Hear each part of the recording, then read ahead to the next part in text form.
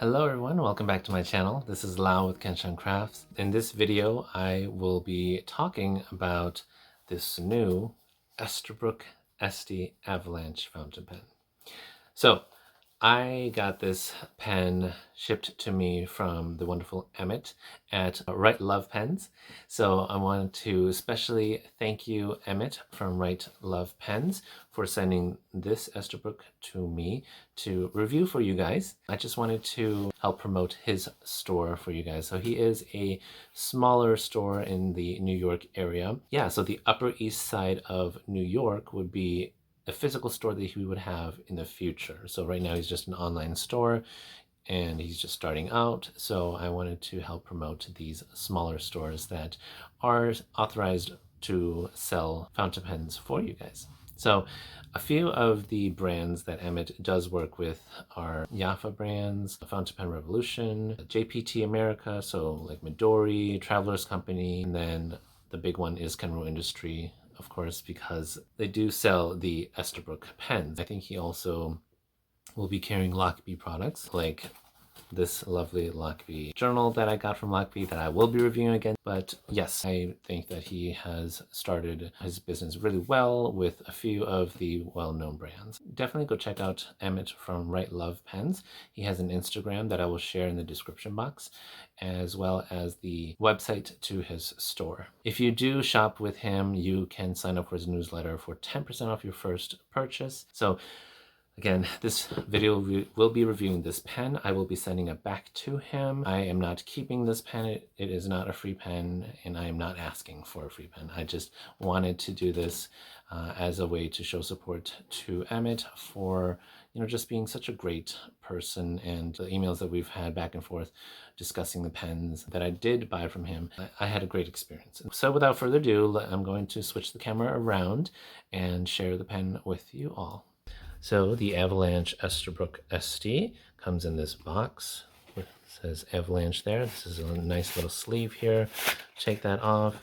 And then the nib size. So this one is a fine nib. I asked for a fine or extra fine from Amit. And somehow he sent me two, the fine and extra fine. And then he also offered to send me the oversized medium. So I will be able to share with you guys all three, or at least, compare the oversized with the regular. So once you open the box up, it comes with this nice little pouch for the pen. And then the box says, relax and take notes. I do like the color, the plaid design here. It's really nice and cozy feeling. It comes with this yellow string, which you can pull out. This string is an interesting design, because I think it helps keep this bed from moving anywhere else, because you can see this string is attached to the pouch itself, and then you could just push it back into the pouch. Comes with a cartridge as well, a black ink cartridge. And then in the bed, they have this, it says, we believe there are plenty of fountain pens out there, but not enough soulful pens.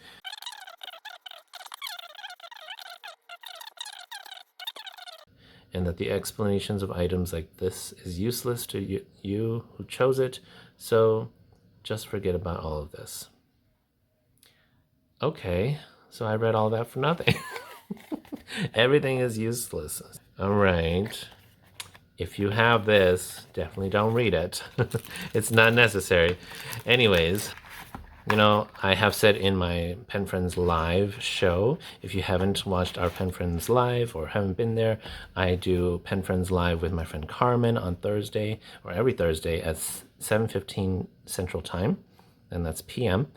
And I said on the live show that I feel like this is a lot of extra gimmicky things. Esterbrook isn't the only one that does this, but a few other companies have added extra bits of things that go with your limited edition pens. Personally, I just want the pen. Before we go to the pen, let's just take a quick look at this. So this, you can put the pen inside this yellow part here. I believe it fits the Esterbrook pen, yep, just fine. So if you want to carry it like that, you could. You can take the box out like that and use this to carry around your neck or your shoulders. So this itself can be a pouch for something else that you can fit in there. The front, you have 2 more pockets right there and here, so you can put 2 notebooks or multiple notebooks in there. And the back also has another area for you to put more notebooks in. Testing it, the pen does not fall off if I'm putting a lot of shaking energy into it. So yeah, it stays in there pretty nicely. Okay, so this is the Esterbrook Estie Avalanche fountain pen by Esterbrook. It has the Esterbrook logo right there on the cap band. It has the gold clip. And this material is diamond cast by Mackenzie Penworks. He does amazing diamond cast resins. I have a few from him in other pens. One of them is an Esterbrook and the other is a Leonardo, but the diamond cast resins are where tiny minuscule flecks of diamond from crushed diamonds, they're not the expensive diamonds, they're like the aftercuts of diamonds, are poured into these resins, and so it has these gorgeous flecks of diamond that pop out here. Personally, in this one, I'm not quite sure where the diamond cast is, because a lot of resins like this are really sparkly as well. So this one I'm not quite sure, and I think it's just because, like I said, there's been so many resins that have come out now by Jonathan Brooks and many other resin makers that are sparkly and shiny that it's kind of hard to tell what makes this diamond cast compared to others. In my Leonardo here, I can see the diamonds because the colors are darker. You can see the diamonds popping out in that brown, and even in the green you can see, like right there, there's little diamonds. So the diamonds are much more obvious in this one because the chatoyance and sparkle of the the resin color itself is separate from the diamonds that pop out. However, on this one I can't really tell because they kind of blend in with these. Oh, okay, I see that. You see that right there? That could be, yeah, that's the diamond. Otherwise, the tiny little white, shiny, sparkly bits here are just the resin itself. And then there are those tiny bits of diamond that will pop out from time to time as you swirl the pen.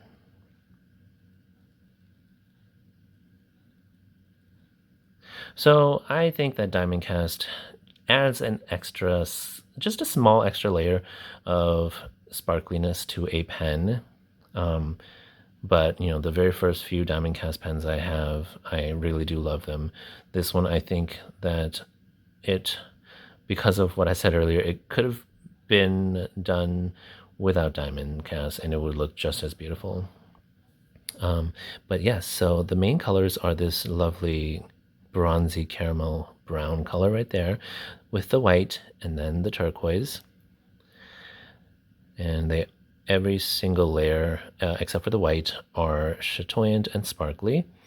And I think the inspiration behind this trio of colors are like the blue sky, the white snow, and the brown of the mountains when you are going up into the mountains to ski or on a trip. And I don't know, there's not a lot of white but to call it Avalanche, because when I think of Avalanche, I think of all that white snow just pouring down. But I think it's an interesting interpretation of Avalanche.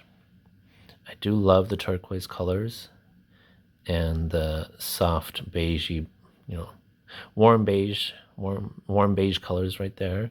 It is quite pretty, I will say. So with this pen, because there are 3 main colors, if you want one that's more brown, I think that's pretty hard to find. I know that Amit has showed me pictures, and there was one or two that were mostly brown, and those were sold already. So it sounds like some people really, really care about this pen being just mainly one color. When you buy pens that are resin like this, you're going to have to expect that if you don't get to choose, it's going to be extremely random. It's not going to be the exact color you want if you want one color over the other. For me, I always kind of like an even mixture of everything. This one is pretty even for everything. So if I were to keep this pen, it would be one that I would love. But unfortunately, I will be sending this back to Amit so that whichever one of you who does like this pen that I'm showcasing here, you can let him know that, I like the pen that Lau reviewed in his video. This one is the Extra Fine. So if you like this Extra Fine and in this resin pattern, you can definitely let him know because I will be sending it back to him. All right, so the Esterbrook's have this interesting thing where they have a spring in their cap. If you already know that, you can skip these parts. Otherwise, I will be letting you know that it does have a spring. So when you open it, it will pop up by itself. So definitely hold on to the cap. It looks like the cap has about a little bit more than one rotation. Let's see, one. Yeah, about 1.5. And so that's pretty nice. And then on top of that, they have an internal plastic cap. So an internal cap to keep the nib extra wet and, stop it from drying out, which is one really good thing about Esterbrook. This pen I did not use since I took it out and played with it before the Memorial Day weekend, and when I took it out to write, it still retained the color of the ink really well. So that is really nice. The Esterbrook pen here, Esterbrook Estes have a lovely kind of flushed step down. Like, it's pretty nice. The threads here are super well done, and they are not sharp at all. You can see that there's like no sharpness to it. It's almost very flat. The threading is resin on resin for the cap, but you can see that there are metal parts here by the grip section here. So that adds a little bit of weight to the pen to make it very balanced. I will say the Esterbrook pens are extremely balanced, posted or unposted. Yeah, they're super nice. A lot of the balance is right here, which is nice, but when you don't have the cap posted, then it's balanced towards your fingers here, which is really nice. So I find that writing with Esterbrook's are very comfortable. I don't get cramps, so that's a pro.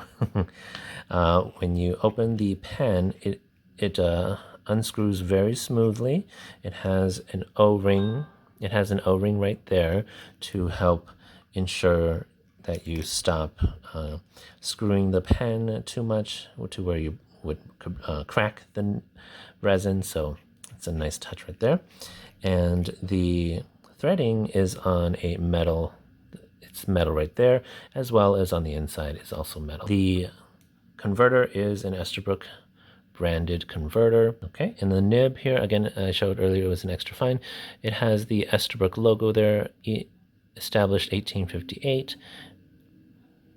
And this is a basic Yovo nib, gold-plated steel nib with a plastic feed. Now, I will say that it kind of irks me, but it's not a huge problem. A lot of Yovo nibs tend to have their feeds like lopsided like that. You can see that. They will come like that. You just need to push it a little bit, but sometimes they will also, again, like push themselves back to where they were before, which is really annoying because it should be centered.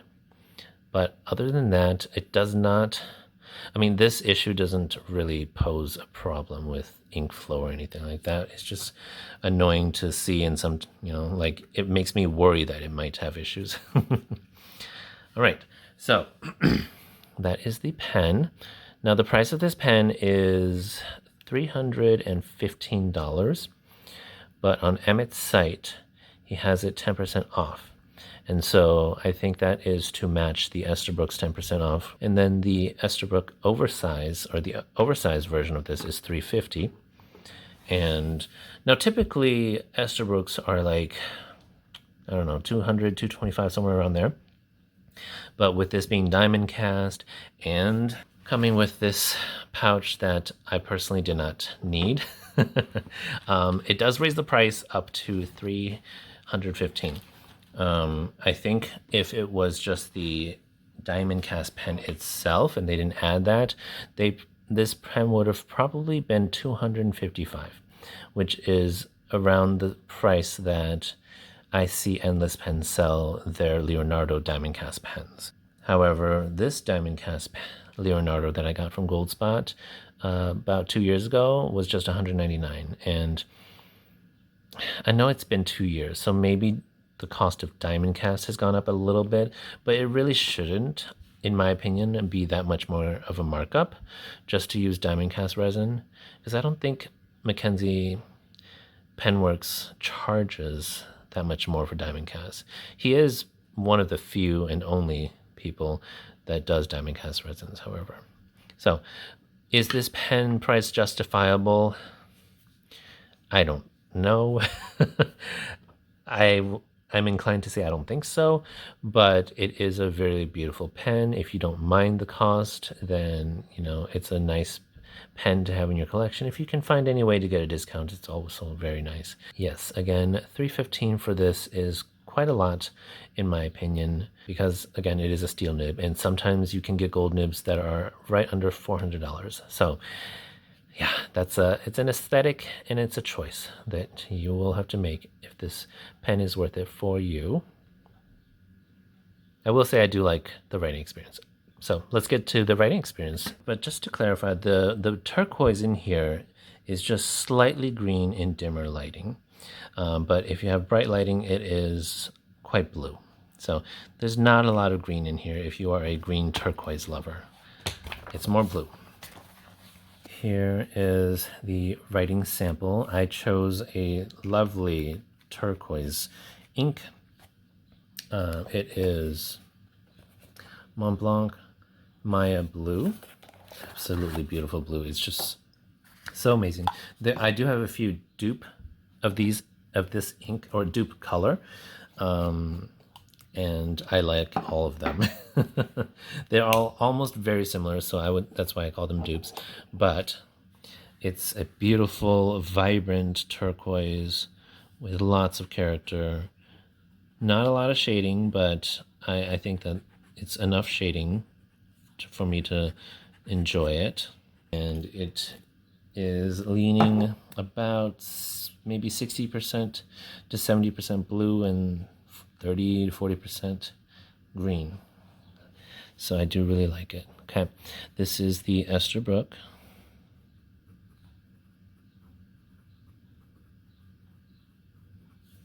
Estie. Avalanche. And this is a steel extra fine. And the ink is Mont Blanc.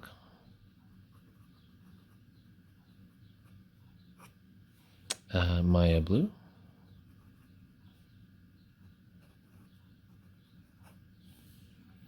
Yeah, just so pretty. So this first letter over here was a little darker. I think that was just from me having it open for a little bit. So the I will say that if you leave this pen out for a little while, the ink will dry a little bit. Some pens, you can leave your pen out like this for like 30 seconds to a minute, and the ink doesn't really change that much. But this one will, you saw this E is a lot darker than the rest of the writing. And this is this is how I like it to be. I mean, obviously this is how the ink should look coming out of the pen. Yeah, I will say that Esterbrook's nibs are pretty well tuned for the most part. I have not really had a bad nib from Esterbrook. Of the few Esterbrook's that I have tried, they are Yovo nibs, so I would say that the quality of the nibs are on par with any Leonardo nibs that you'd get. Esterbrook nib sizes are pretty accurate to what they say they are. This is a nice extra fine to me. I really like it. But of course, depending on your paper, the extra fine can always write some thinner or broader. So it really depends as well on your paper. Let me just compare the Esterbrook extra fine with my Pilot Custom A23 fine. Esterbrook extra fine. Now you all know that the Pilot fines are very, very fine and thin, so it is even finer than a Western extra fine sometimes.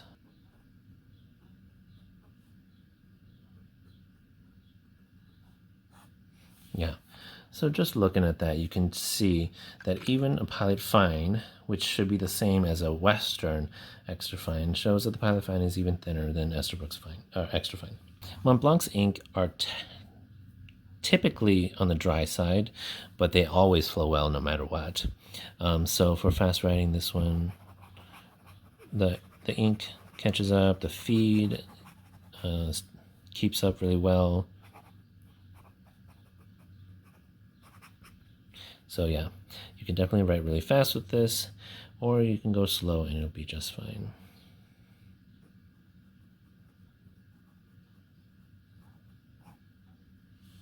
Okay. All right, let's take a look at some comparisons. I line them all up to the edge there, and it looks like the Esterbrook Estie is about the same height as the Pilot Custom A23. So, you know, that's just capped, so it doesn't really matter. Let's look at these uncapped. So once these are uncapped, they're all pretty much the same length. The shortest one would be the Leonardo one. And then posted. So once posted, I will say that the Esterbrook Estie is the longest, but they're all pretty similar in length. Again, with the Leonardo being the shortest, and then the Pilot Custom A23 being the second shortest, and the Esterbrook is the longest. So I prefer to write with these nice longer pens unposted, because they are a very good length in my hand. If you have a lot larger hands, then posting this would be also nice. All right, and then let's compare this with the oversized, and then I will talk about my overall thoughts.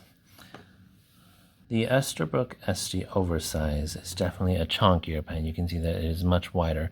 So the oversize is on the top here.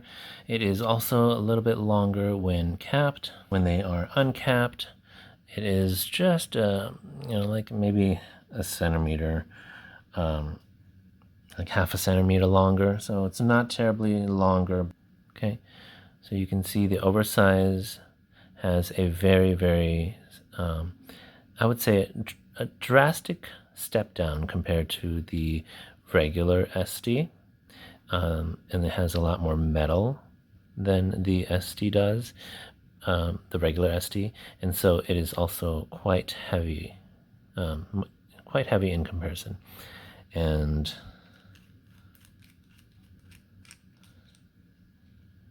yeah, this whole part itself is quite heavy. So I personally prefer the regular Estie because of this step down on the oversize, but if you like a larger pen, this is not bad because the step down here does kind of help you to kind of maintain your grip, whereas on the regular Estie, I do find that this separation from the body, from the barrel to the grip section is quite different enough, but still smooth, that you can keep your grip there without slipping. So this is a pretty well-made pen, I will say. So the Esterbrook Oversize is 33 grams total, or posted, and unposted is about 22 grams, and that's uninked with converter. And then it's about 26 grams posted on the Estie, and 17 grams unposted if you have ink in your Esterbrook Estie, which is a really good weight. It is very similar to my Aurora 88s, so I like that. All right, so now that you've seen the pen close up, I wanted to share my overall thoughts of this fountain pen and just I guess the overall experience really. Some pros I think of Esterbrook pens are that they do have a really, really good capping mechanism. The springing cap mechanism does take a little bit of getting used to, but it's not like a deal breaker.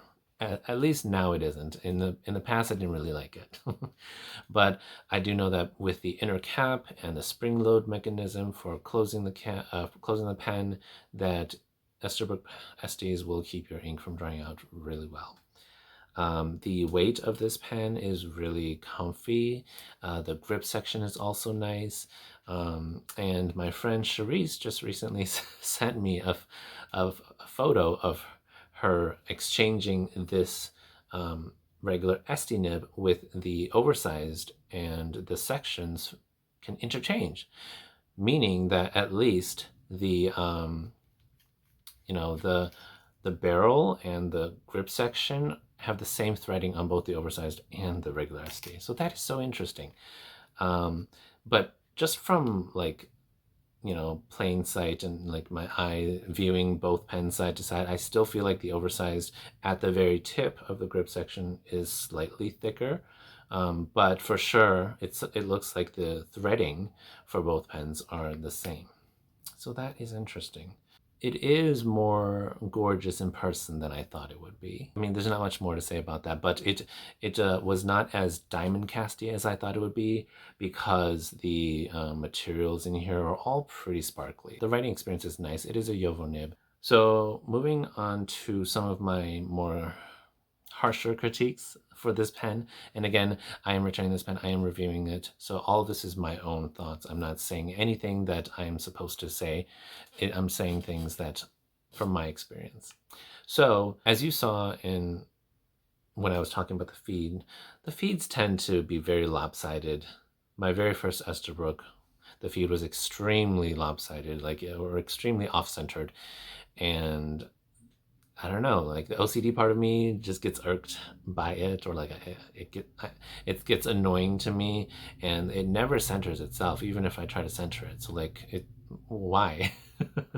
Now that's not just an issue with Esterbrook. It is an issue with a lot of pens that use the Yovo nib housing unit. So the biggest con I will have to say about this pen is obviously the price. And with the price comes the extra added gimmicks that this pen comes with, as well as many other exclusives that have been coming out this year, where the gimmick is where you have to buy the extra bits that come with it in order to get the pen. So this whole box and this, it's cute, but I don't know if it's something I would get alone by itself. Altogether is $315. A regular Estie is typically $195 to $212 or $225, depending on the materials and the collaboration. If you know, and you should know, the Coffee Monster Co. collaboration pen was only $195, and the Kochu Fugetsu or the pink Esterbrook pen that was a collaboration with I believe Bungu Box, was also only $195. So those pens are exclusive, and they were by themselves $195. And so you're paying an extra $120 for this pen. The material is diamond cast, and diamond cast, in my opinion, should not raise the price that much. If anything, $20 at most. But again, what do I know? I am not the business person, but from a consumer side, I don't, like I said, from a consumer side, I think $20 more for a diamond cast resin is probably what I would be willing to pay for. But for all of that extra stuff, paying $120 is not worth it to me. So it's really up to you to decide if the price tag is worth this pen plus the extra little stuff that comes with it. So that is my hugest con with this Esterbrook exclusive pen. And I will say the same thing for the rest of the exclusives this year that come out with extra stuff along with it when I just want the pen. Yeah, that's an extra $120 that I could be spending and saving towards another pen that I would love. And so to me, it's not worth it. But at the end of the day, these are just my final thoughts of this pen. The goal of this video is not to sell you this pen. It is to share with you, how beautiful the pen looks, and so that you can see how it looks, so you can decide if you want it or not. And secondly, I just wanted to also share my friend Amit's store so that you guys can definitely go check him out. And there's other pens that he has on there as well that you can peruse, as well as emailing him to get videos or pictures of pens, especially if they're swirly pens that you can choose from. So that is something that, as a small store, that you can always ask, and if he's able to, then he will do it. Other than the price and the gimmick that comes along with this, like Esterbrook, this isn't the first pen that Esterbrook does a gimmick. The King of the Night also had a gimmick, and that pen cost upwards of the 300, like a little bit under 300. So would I buy this pen knowing all this stuff? I already chose not to, but I am more than happy to have reviewed anyone. It would have been any other pen from the Amit's, stock of pens, but this is the most recent pen that I think a lot of you are interested in. So hopefully I was able to answer your questions and share this pen with you. If you have any thoughts, similar thoughts, different thoughts, let me know down in the comments section. Leave a like, subscribe to my channel, and share my video with other people. I would really appreciate it. So until the next video, have a wonderful week, and I will see you next time. Bye.